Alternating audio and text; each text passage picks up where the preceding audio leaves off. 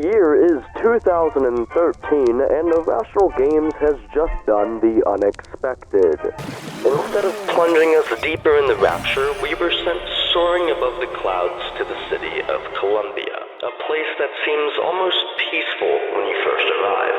But you quickly find out that this quote-unquote sanctuary is just as, if not more dangerous, than rapture. Yeah. I'm talking about Bioshock Infinite, a game that pushed the boundaries of storytelling with its use of philosophy and its willingness to discuss controversial topics. It rarely shied away from being upfront and slightly uncomfortable about these issues. It also continuously expanded on the franchise's lore and utilizes a unique and creative aesthetic that brings the world to a forefront. All of this leads to its great mark on gaming history. This is the legacy of Bioshock Infinite.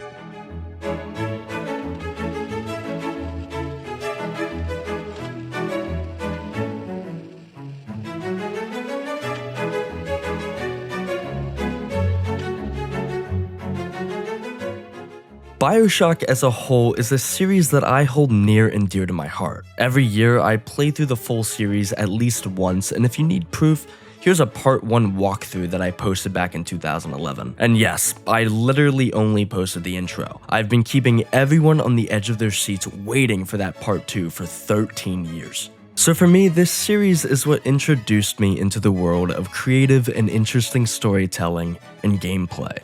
You may be wondering why I started with Bioshock Infinite instead of going in numerical order like any other person. Well, it's because I can. Speaking of which, 0.7% of you are actually subscribed. If you enjoyed today's video, please consider liking and subscribing. And for those of you who have already subscribed, thank you. It means a great deal, and I look forward to growing this channel with all of you. Now, back to Bioshock. After the success of Bioshock 1, Irrational Games immediately began development on Bioshock Infinite, with the project being led by none other than Ken Levine. Levine worked as the creator and lead writer of the Bioshock series. Before this, he created System Shock 2, which is another game known for its cult following and renowned presence in the gaming community. However, Irrational Games did not work on Bioshock 2. They believed that they had done all that they wanted with Rapture and wanted to move on and expand the universe outside of Rapture. However, 2K wanted a solidified sequel that remained within the iconic setting. But Irrational Games did not, and Ken Levine said, and quote, "The reason we didn't do Bioshock 2 is because the time frame that game had, and the company understandably wanted another game in Rapture. But we felt we had said what we wanted to say about Rapture, about those kinds of environments, and that kind of feel." This led 2K to pass Bioshock 2 into the hands of 2K Marin, a now defunct studio. While being a good and solid game, Bioshock 2 wasn't able to capture the special touch that Irrational Games originally brought to the series, in my personal opinion. While all of this was going on, Infinite was still being developed, and when the project was finalized, it was released around the world in 2013, marking the removal from Rapture and the rise into Columbia. 10,000 feet. 15,000 feet. Hallelujah.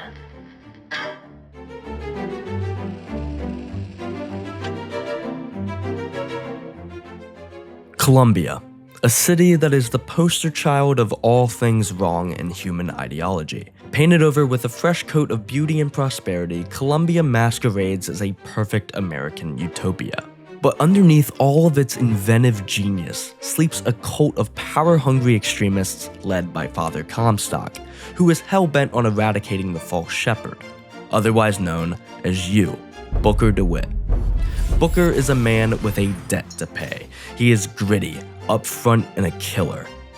He rejects faith, outright rebelling against not only Comstock, but the foundations of the ruling religion. His fragmented memories leave him questioning his ever-unraveling reality as he seeks to deliver the prophet's lamb. All he has is one mission. Bring us the curve and wipe away the death! Elizabeth, the lamb, is not the damsel in distress that she is made out to be. She is strong and endearing with vast knowledge of the mechanics to help Booker achieve his goal. She is imbued with the ability to create tears in reality, but is initially held captive by Comstock on Monument Island. Her quote-unquote caretaker is a giant mechanical bird named Songbird, who will do anything in its power to keep Elizabeth encaged. A perfect irony for a perfect character. So the story seems pretty simple, right? No, not at all actually. It's pretty convoluted and downright fucking confusing, but I still love it. It's the type of game you can play over and over again and deepen your understanding of the narrative.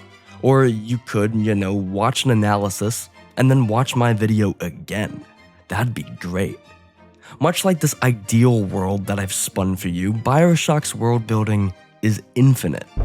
No, literally it is. Ken Levine dropped a narrative bomb that has yet to be defused. This game is vibrant, it's bright, it uses a warm color palette that seems inviting. Parades and festivals crowd the streets, creating a sense of liveliness and togetherness. This is what builds the illusion of this perfect society, until it shatters. Suddenly you're facing off with mechanized versions of Comstock, Washington, and Lincoln. The tone of the game shifts as you begin to understand what is at play and the overall stakes. However, the appearance stays the same, creating an eerie sense of discomfort and suspense as if you're waiting for the curtains to fully open, revealing the true atrocity. You can even see this in characters like Elizabeth, who resembles Snow White, Rapunzel, and Belle. You approach her believing she's the average princess-type character, but in truth, she is a badass and one of the best companions in any game I've ever played. On top of this, the game is just beautiful and will always be beautiful. Its graphics have held up so well since its release and honestly looks better than some games today. Not only did Infinite depart from Rapture physically, but it also differs a good bit when it comes to the gameplay. It's a lot more action-heavy than Bioshock 1 and 2, with areas being more densely populated with enemies, and there's also just more traversal methods. One of the main mechanics in the game is the skyline and the use of the sky hook. The skyline allows for more mobility in combat and a way to get from point A to point B. I mean, it is a floating city. You gotta get around. The biggest change, in my opinion, is the removal of the weapon wheel in exchange for a more traditional two-weapon system. I find myself just sticking with the same weapons for the majority of the game. I mean, the carbine is just perfect in every scenario. Now on to what is quintessential to any Bioshock game. Power. Much like the plasmids in Bioshock 1 and 2, the vigor in this game behave relatively the same. It's actually an impressive lineup, with my two favorite being the classic Shock Jockey and Bucking Bronco. But depending on your preference, you can possess enemies that turn against one another, or have them ripped apart by a vicious swarm of crows. The choice is yours. In a world that advertises power as nothing more than just a physical enhancement, it was important for Infinite to stay true to what made the plasmids as iconic as they were in Bioshock 1, and they delivered, of course. In my personal opinion, the combat aspect that most attributes to the legacy of the game is Elizabeth. Elizabeth is an extension of your power, constantly making sure you're stocked up on ammo and other essentials. It's established from the get-go that you do not have to worry about her in combat, unlike certain companions. Overall, the gameplay is strong. It's just not my favorite from the series, mainly because of the absence of the weapon wheel, which in my opinion stripped away some of the natural progression that the other two games had. Ultimately, the addition of Elizabeth into the combat is what truly adds to the legacy of the game. Columbia in Bioshock Infinite as a whole plays off of the ideas of colonialism and the progress of the American Revolution, or rather a distorted version of it where freedom of religion was abandoned and authoritarianism was embraced. The people of Columbia idolize the founding fathers but warp their morals into teachings that promote white supremacy and classism. Please, what are you doing? Come on! Are you gonna throw it? Or are you taking your coffee black these days? From the very beginning of the game, you are immediately faced with their prejudiced natures. This, of course, made players a little uncomfy, and rightfully so. However, this wasn't used as a way to promote white supremacy or classism.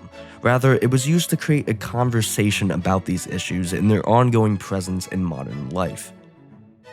The biggest comparison I can make is to the film Birth of a Nation, which was made back in 1915 and was directed by D.W. Griffith. Much like the game, the film glorifies white supremacy. For instance, in the movie, they literally idolize John Wilkes Booth for killing Lincoln. This is the same for Bioshock. Lincoln is devilized, and Booth is honored and hailed as a hero. The difference between D.W. Griffith and Ken Levine is that Griffith meant that shit. Bro was actually racist. Ken Levine is not. What he made is a critical social commentary. And to add on to this, you are literally fighting them the entire game. They are the antagonists. So it's safe to say, Irrational Games did not take the safe route. They did exactly what they set out to do, said exactly what they wanted to say, and I respect and agree with their decision and execution. How is the Bioshock series being treated in 2024, just 17 years after Bioshock 1's initial release? Well, not great. The last piece of content we've received was Infinite's DLC Burial at Sea, which deserves a whole separate video, by the way. Though there's a fourth game in development by Cloud Chamber Studios, not much else is known outside of this. Not where it's going, and not really where it's been. For the most part, it's been complete radio silence. There is, however, a game called Judas releasing in March of 2025, or at least I hope.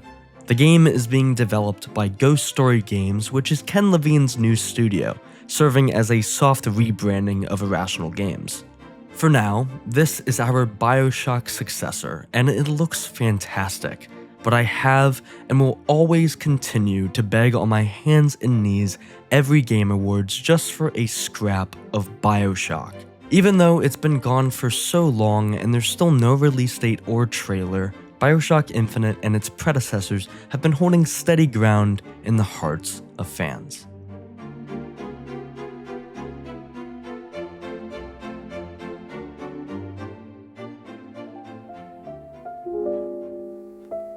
If you enjoyed today's video, like and subscribe. If you have any recommendations on a game you want me to cover, leave a comment below. Thank you again to everyone who subscribed. I'll see you in the next one.